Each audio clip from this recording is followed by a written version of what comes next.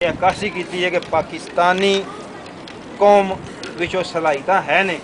जिहड़ियां हर जगह के मनवा सकती है। और जिस कौम के नौजवान खेलों नाल जिन्हां कौमां दे ग्राउंड आबाद होंदे ने उन्हां दे हॉस्पिटल जिहड़े ने वो खाली होंदे ने और ये छोटी जी चीज़ लगती है, लेकिन ऐस मुल्क यानी अपने मुल्क तो बाहर अपनी रोज़गार भी जो अपने वास्ते वो भी लैके आते हो नाल इस चीज़ में तुसां कंटिन्यू भी किए है। मैं तो एक बार फिर मुबारकबाद पेश करना और नाल ही तो चीज़ यकीन दहानी कराने कि कोई भी तुहाडी सेहतमंद तफरीह वास्ते जो कोई साढ़े भाइयों कोलों जिहड़ा असां नाम पाक फेडरेशन रखिया जिहड़ी कि पूरे अपने स्पेन दे विच ईवन दो कि इंशाअल्लाह वो टाइम आने वाला है कि जिस वक्त तुसी भाई भी खुद अपना कैंडीडेट इलैक्ट करोगे और सिलेक्ट करोगे और तुहानू पता है कि तुहाडी कम्यूनिटी नू किहड़ा बंदा प्रेजेंट कर रहा है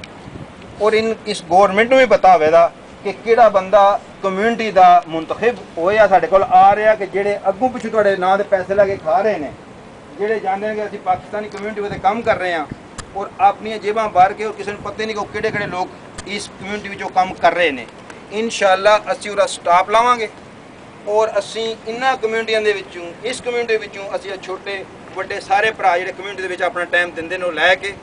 एक ऐसा प्लेटफॉर्म बनावांगे कि जिहड़ा साडी कम्यूनिटी दे वास्ते, चाहे वो स्कूलों वास्ते हो, चाहे वो खेलों वास्ते हो, चाहे वो बच्चों वास्ते हो, चाहे वो बहनों वास्ते हो,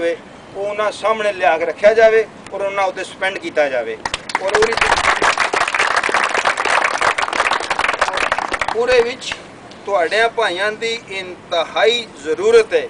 तुहानू जिहड़ा इन्हां लोकां ने ब्लैकमेलिंग और घर बैठ के जिहड़े कोई सदर बने हैं तो कोई मतलब कम्यूनिटी का जिहड़ा नुमाइंदा गौरमेंट नू अपना दिखा रहा जाके वो सारिਆਂ नाल फ्रॉड कर रहा है। तुसीं लोग बंदा अगे लै गए तुहाडा राइट है और जिहड़ा बंदा पाकिस्तानी कम्यूनिटी नाल दी दवानी लैंदा है वो कम्यूनिटी दी हुंदी है उरी नहीं हुंदी। इस वास्ते तुसीं लोग मौजूद होवोगे,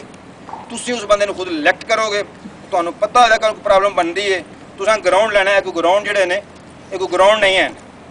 सानू वो ग्राउंड चाहिए जिथे बच्चों को कम अज कम पता हो खेलना है। साढ़े कोल एक बकायदा लोगों ने बैठने वास्ते आने वास्ते कोई देखने पता लगे कोई बंदे खेडते हैं पे पूरे वास्ते ये चीज़ां बहुत जरूरी ने कि तुसीं कल नू जिस टाइम आवे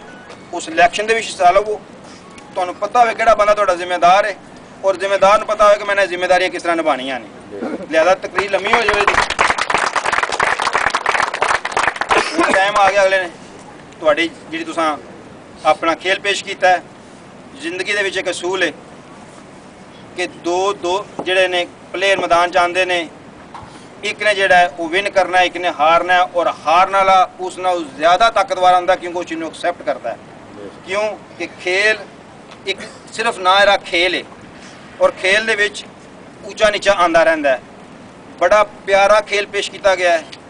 थोड़ी जी टाइम तुसीं कि इंजॉय कराया, दिल करता कि बंदा इत्थे जिहड़ा है ना हर वक्त इस मीह च बैठा हो, तुसीं कदों आके फिर खेलोगे तो थोड़ा खेल देखा जाए। सर इन्ना इजाजत लेने इंशाअल्लाह अगला प्रोसेस